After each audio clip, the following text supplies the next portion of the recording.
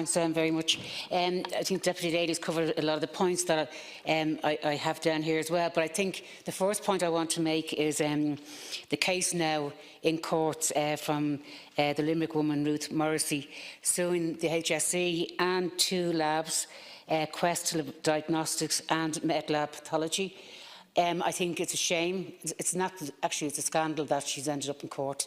There was a commitment given by this government that no woman would have to go to court in relation to the cervical cancer scandal, and here we see another case. So I think that has to be addressed very, very quickly, Minister, so that no other woman has to go into the courts, and that we don't come back here in 2 months' time saying that no other woman should go back into the courts from that point of view.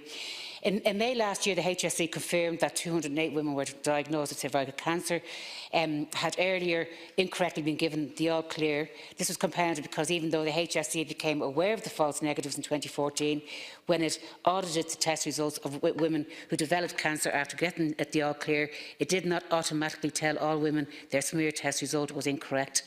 Now, a number of gynaecologists and healthcare staff warned the government a decade ago about moving testing to private companies overseas, as they feared the cancer crisis would be, or the cancer cases would be missed.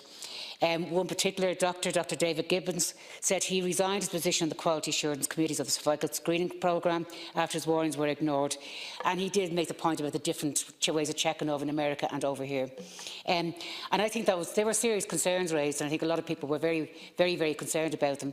In the Scally report, Dr Scally has come back and he said that the Scally reported that there were shocking failures, but they were not in the actual screening process. Dr Scally went on to some length to defend the programme and to assure people that the labs where the tests have been assessed are operating to the highest standard. And I accept that from Dr Scally. I think there's still questions to be answered.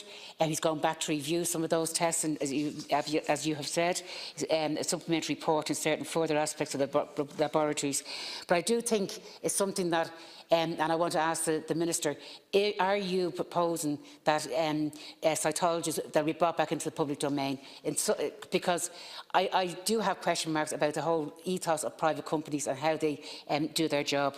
But I don't think, and I don't think there's any evidence to say otherwise, that they're not more dangerous or more risky or whatever.